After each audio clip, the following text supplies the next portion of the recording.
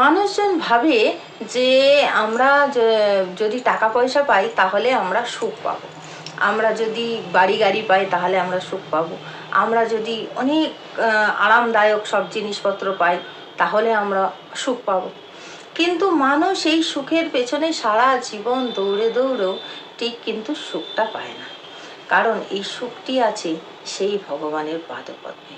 এই ভগবানের পাদপদ্ম যে স্মরণ করেছে তারই একমাত্র সুখ আছে, সেই একমাত্র সুখী বলা যায়, তারই মনে শান্তি সবসময় বিরাজ করে। কিন্তু এ ব্যতীত সুখ কিন্তু কোথাও খুঁজলেও পাওয়া যায় না। মানুষের দৃষ্টি সবসময় বহির্মুখী, সেটাকে যদি অন্তর্মুখী করে দেওয়া যায় এবং সেই আমাদের মনোমন্দিরে যদি সেই ভগবান শ্রীকৃষ্ণকে বা ভগবান রামকৃষ্ণকে আমরা দেখতে পাই তাহলেই আমাদের সুখ। এই ব্যতীত আর কিন্তু সুখ কোথাও নাই।